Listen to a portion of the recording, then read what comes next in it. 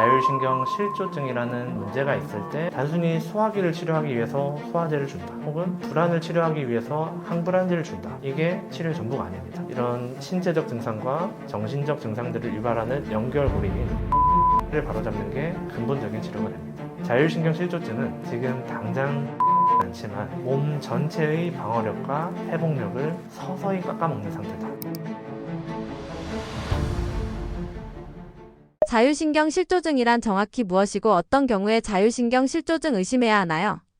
이 영상을 보고 계신 분들 중에서도 이런 경험이 있는 분들이 많으실 것 같습니다. 몸에 여러 가지 증상이 있어서 이 병원도 가보고 저 병원도 가보고 각종 검사란 검사는 다 해봤는데 검사상 이상은 없습니다. 수치는 괜찮네요. 스트레스가 많으셔서 신경성인 것 같습니다. 이런 말만 듣는 경우입니다. 가슴이 두근거리고 숨이 막히는 느낌이 들고 어지러우면서 머리는 멍하고 속은 늘 답답하고 불편하고 잠도 안 오고 아무것도 안 해도 늘 피곤하고 지쳐 있습니다. 몸이 너무 더워서 열이 너무 많이 나거나 반대로 너무 차고 시린 불편함을 겪기도 합니다. 몸에 다양한 감각들이 예민해져서 목에 뭔가 걸린 느낌이 들거나 통증 부위가 여기저기를 돌아다니면서 온몸이 아프다고 하시는 분도 계십니다. 입 안이나 혀가 화끈거리고 아픈 사람도 있습니다. 이렇게 몸과 마음에 다양한 증상이 나타나는데 CT, MRI, 내시경, 초음파, 혈액 검사 등 다양한 검사에서 이상을 발견할 수 없을 때 자율신경 실조증을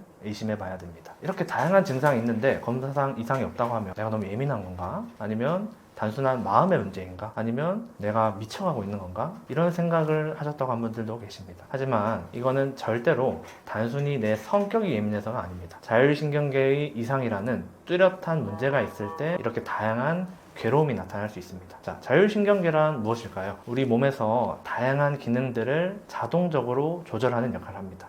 우리 몸의 자동 조종 장치라고 할 수 있죠. 의식하지 않아도 심장 박동, 호흡, 소화기의 운동, 땀 분비 같은 전신의 활동들을 알아서 잘 조절해야 됩니다. 예를 들어서 제가 손을 이렇게 들어서 물건을 줍는다. 이거는 제가 의도를 가지고 직접 조절하는 것이죠. 근데 심장이 두근거린다거나 우리가 밥을 먹었으니까 위장을 움직인다거나 이런 식으로 내가 의도하지 않아도 자동적으로 되는 것들, 이런 것들을 자율신경계가 합니다. 자율신경계 기능이 건강한 사람은 이런 조절이나 활동이 원활하게 상황에 따라서 적절하게 나타납니다. 자율신경계의 조절 능력이 떨어져서 건강하지 않은 사람은 이런 조절이 제대로 일어나지 않습니다. 부적절하게 나타나거나 과민하게 나타나거나 해서 외부 환경의 변화에 잘 대처하지 못하게 됩니다. 이것이 자율신경 실조증이라는 질환으로 나타나고 사람에 따라서 아주 다양한 형태의 증상이 나타나게 됩니다. 자율신경 실조증 증상이 보통 한두 가지로 시작해 도미노처럼 늘어나는 특징을 보이는데 이런 연쇄 반응은 왜 발생하나요?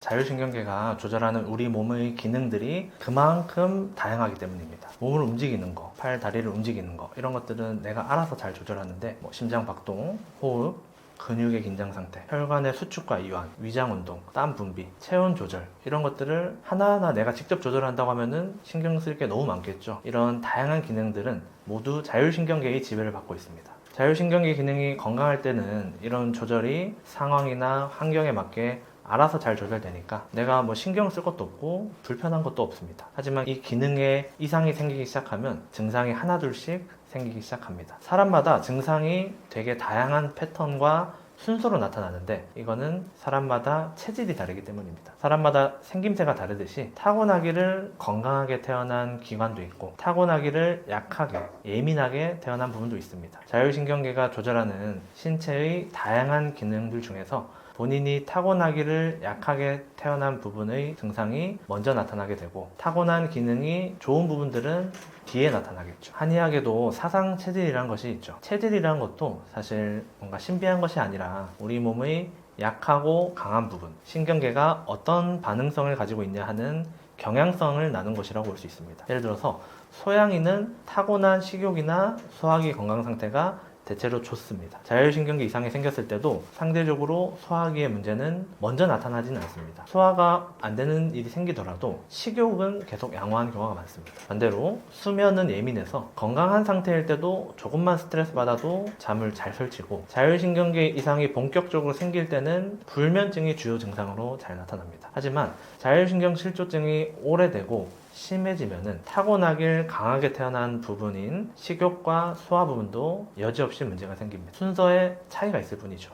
자율신경 실조증이 시간이 지날수록 증상이 다양해진 우리 몸과 마음의 상호작용도 관련이 있습니다. 자율신경계는 우리 뇌에서 감정을 담당하는 변연계, 불안을 담당하는 편도체 등과도 밀접한 연관이 있는데요. 자율신경 실조증 환자분들이 소화불량, 두근거림, 두통, 어지러움 같은 신체적 증상만 있는 것이 아니라 불안, 우울감, 잦은 분노 등과 같은 정신적 증상이 함께 유발되는 경우가 많습니다. 그런데 이런 신체적 증상과 정신적 증상은 서로 상호작용을 하며 악화되는 악순환을 가집니다. 가슴이 두근거리고 숨이 답답한 증상을 느끼다 보니까 내 몸에 심각한 병이 있는 건 아닌가? 내 평생 이렇게 살아야 하나? 하고 불안하고 우울해집니다. 이런 불안과 우울은 자율신경계를 자극해서 자율신경계의 기능 이상을 심화시킵니다. 그러다 보니 자율신경 실조증이 오래될수록 이렇게 신체적 증상과 정신적 증상이 악순환을 하면서 더 심해지고 만성화가 되며 증상도 다양해집니다. 제가 치료했던 환자분 한 명을 예로 들면은 이분은 처음에는 소화불량이 주증상이셨다고 했어요. 원래도 소화 기능이 타고난 게 약한 편이었고 스트레스 받으면 이런 게 더 심해졌고요. 직장생활 하면서 스트레스가 심하다 보니까 늘 명치가 답답하고 가슴이 답답하고 어느 날부터는 음식을 먹는 것 자체가 불안해질 지경이었다고 했습니다. 그러다가 어느 날 식사를 하다가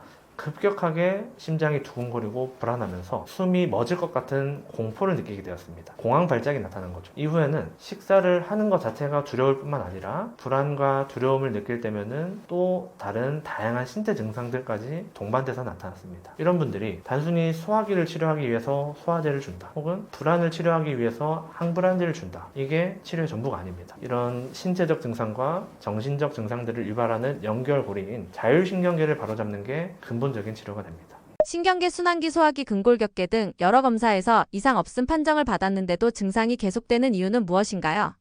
저희 한의원에 오시는 많은 분들이 이렇게 말씀하십니다. 온갖 병원에서 검사는 다 했는데 이상은 없대요 라고 말씀하시면서 들어오시는데, 나는 이렇게 아픈 데가 많고 괴로운데 검사상 이상은 없다고 하니까 걱정을 해주던 가족들도 뭔가 꾀병처럼 보는 것 같고 억울한 마음이 들기도 하고, 원인을 모른다고 하니까 평생 이렇게 살아야 하나 하는 우울감이나 불안감을 가지기도 합니다. 자율신경계 이상은 우리가 일반적으로 하는 MRI, CT, 초음파, 혈액 검사, 내시경 같은 검사에서 이상 소견을 나타내지 않는 경우가 많습니다. 이유는 이게 기능적인 문제이기 때문입니다. 컴퓨터로 비유를 하자면은 우리가 컴퓨터가 제대로 작동하지 않을 때 뭔가 선이 뽑혔거나 부품이 깨진 곳이 있거나 전선에 문제가 있거나 이런 하드웨어적인 문제가 있어서 컴퓨터가 제대로 작동하지 않을 수도 있습니다. 반대로 그런 하드웨어적인 문제는 없지만 프로그램에 오류가 나타나서 생기는 소프트웨어적인 문제가 있을 수도 있겠죠. 이런 경우에는 아무리 하드웨어를 현미경으로 들여다봐도 이상을 발견할 수 없을 것입니다. 이 책에서 다룬 자율신경계 문제가 바로 이런 소프트웨어적인 문제라고 할 수 있습니다. 자율신경계와 관련이 있는 다양한 질환들이 모두 그런 특징을 가지고 있습니다. 예를 들어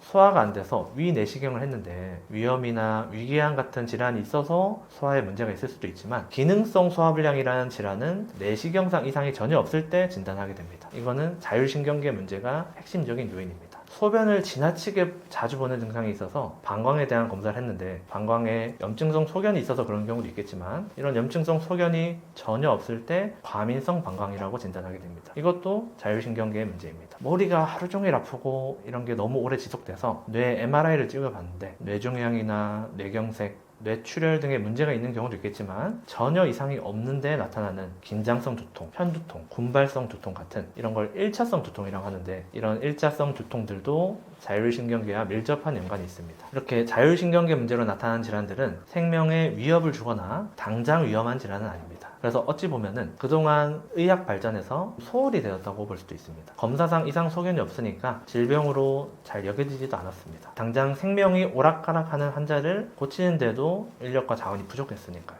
하지만 현대사회에서 많은 사람들이 과도한 스트레스와 피로에 시달리고 이로 인해 자율신경계 이상을 앓는 분들이 점점 급격히 늘어나면서 자율신경계와 관련된 질환들도 점점 적극적인 치료와 관리의 대상이 되고 있습니다. 자율신경실조증 환자들이 특정 증상 하나가 힘들다기보다 감당이 안 된다고 표현하는 이유는 어디에 있나요?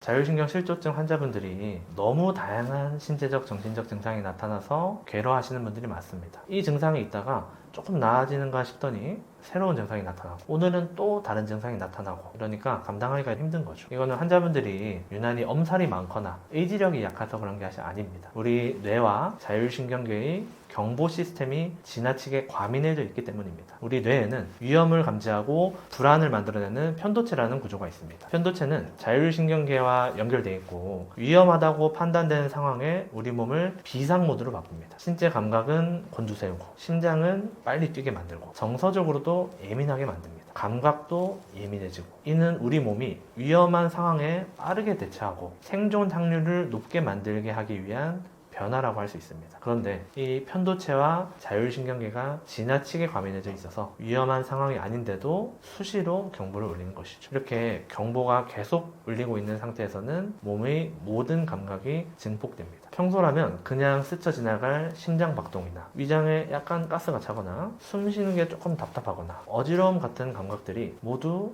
뭔가 큰 문제가 생긴 신호처럼 크게 인식됩니다. 뇌가 내 몸이 안전하지 못하다고 판단하니까 작은 신호도 위협으로 확대 해석하는 거죠. 실제로 각각의 여러 장기가 다 고장이 나서가 아니라 뇌와 자율신경계가 몸 전체를 위험한 상태로 인식하고 감시하고 있기 때문에 어떤 부위에서든 불편 신호가 튀어나오면 그게 곧바로 큰 문제처럼 느껴지는 것입니다. 몸 전체가 예민한 화재 경보기처럼 되어버리는 상태라고 할 수 있습니다. 이 상태가 오래 지속되면 몸의 불편함 자체보다도 더 큰 문제가 생깁니다. 바로 예측 불가능성입니다. 언제 또 이런 심장 두근거림이 나타날지, 언제 숨이 막힐지, 언제 어지러워질지 모른다는 불안이 하루 종일 뇌를 긴장 상태로 만듭니다. 그러면 편도체와 자율신경계는 더 쉽게 활성화되고 그 결과 증상은 더 잦아지고 더 강해집니다. 몸의 증상과 불안이 서로를 키우는 악순환이 만들어지는 거죠. 이것을 이해하고 나면 자율신경 실조증의 치료 방향도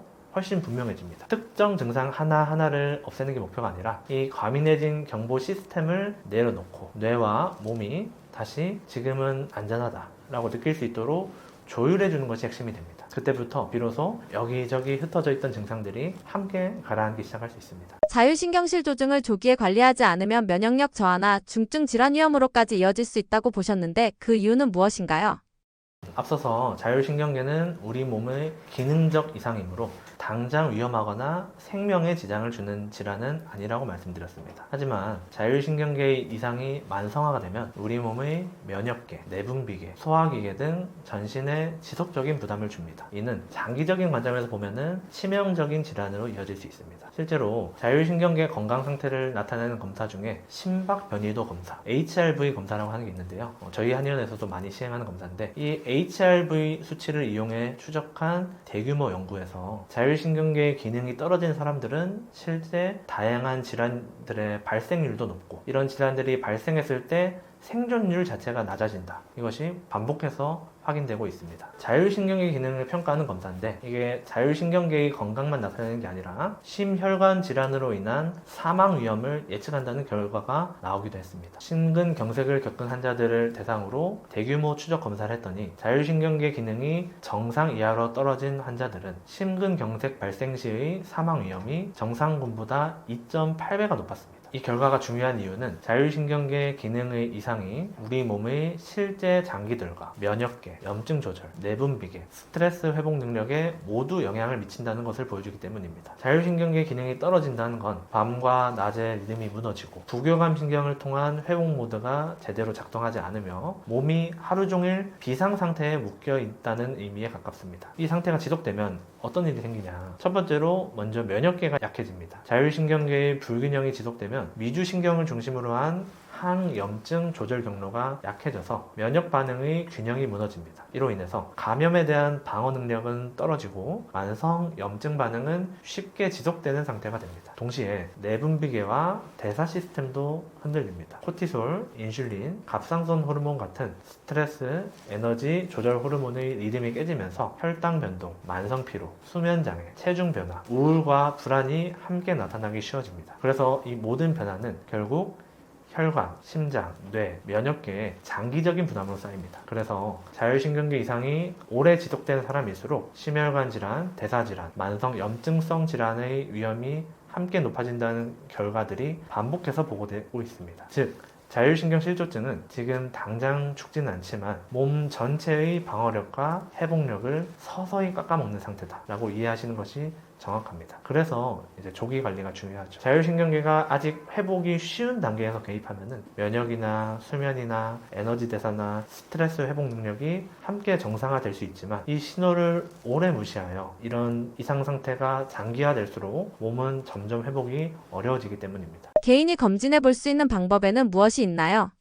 이제 자율신경계 이상을 진단하려면 먼저 우리 몸에 기질적인 질환이 없는지를 판별하는 과정이 먼저 필요합니다. 예를 들어서 심장이 급격하게 빠르게 뛰고 멎을 것 같은 증상이 나타났다면 자율신경계의 문제로 나타나는 증상일 수도 있지만 실제 심장 질환이 있을 수도 있습니다. 그래서 우선 심장내과에서 심전도, 심장 초음파, 24시간, 48시간 홀터 검사 같은 것들을 시행을 하게 되겠죠. 그런데 그런 검사에서 심장 자체의 문제가 나타나지 않았다. 그러면 심장이라는 하드웨어의 문제가 없는 것을 확인했으니까 심장 기능을 조절하는 소프트웨어 문제인 자율신경계 문제일 수 있겠다라고 생각을 하겠죠.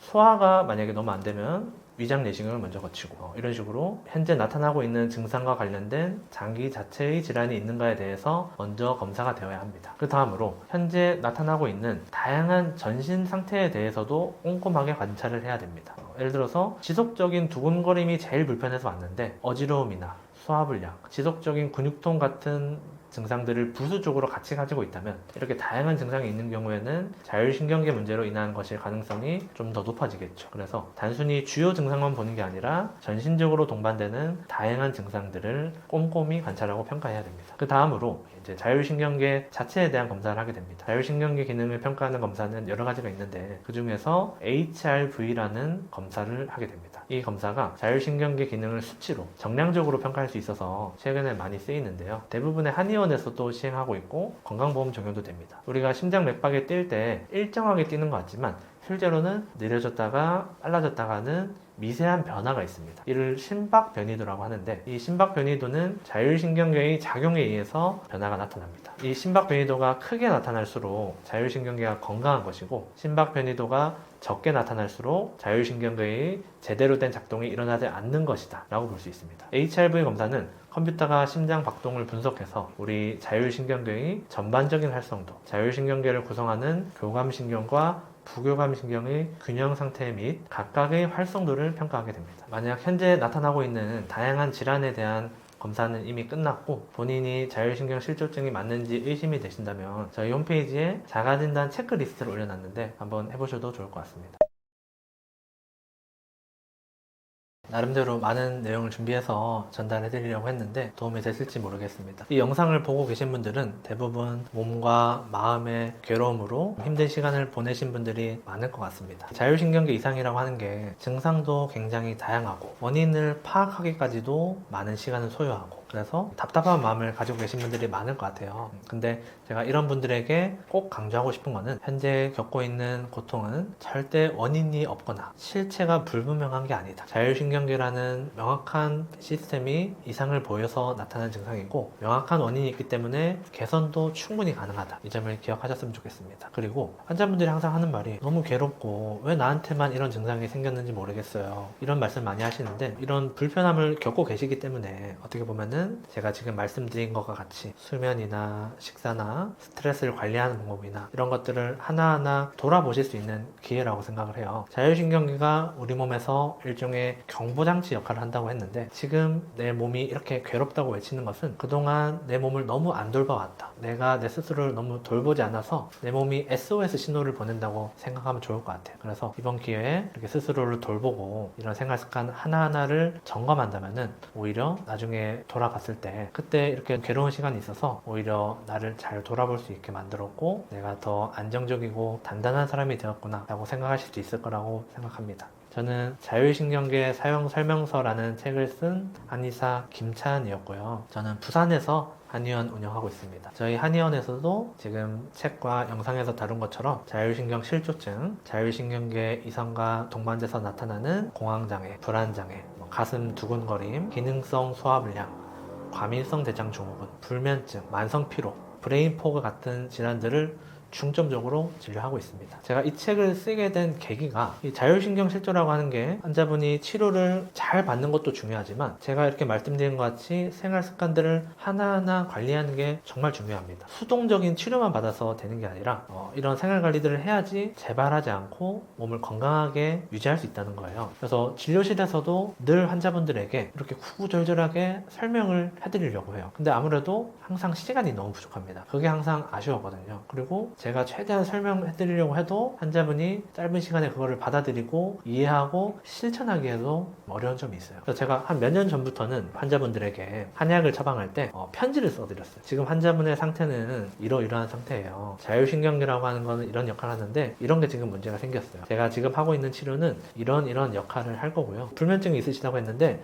이런 거 한번 생활 관리 해보세요. 숨 쉬는 게 답답하다고 하셨는데 이렇게 심호흡하는 연습도 한번 해보세요. 이런 식으로 편지를 써드렸어요. 이게 이제 몇 년 동안 쌓이다 보니까 제가 세보니까 거의 한 5,000통 이상의 편지가 쌓여 있더라고요. 이 과정이 저한테도 나름 좀 중요한 자산이 되었습니다. 환자분들께 이렇게 나눌 수 있는 정보가 쌓였다는 거고, 사실 이전에는 환자를 어떻게 치료할까에 대한 고민은 많이 했지만 학교에서도 배우고 논문도 읽고 학회도 참석하고 치료하는 법에 대해서는 많이 배웠지만 어떻게 환자분들이 스스로 생활 관리를 하도록 도와줄까에 대한 고민은 부족했던 것 같아요. 그런 것들이 이 환자분들께 편지를 쓰면서 나름의 노하우가 많이 쌓였는데 이런 것들이 정리해보니까 거의 책 한 권의 분량이 되더라고요. 그래서 이거를 출간하게 된 게 이번에 나온 자율신경계 사용 설명서입니다. 그래서 이 책은 제가 환자분들에게 보내는 편지라고 할 수 있을 것 같습니다. 조금이라도 도움이 되시면 좋겠고 지금 겪고 있는 고통을 하루빨리 회복하실 수 있도록 저도 많은 도움이 되도록 노력하겠습니다. 감사합니다.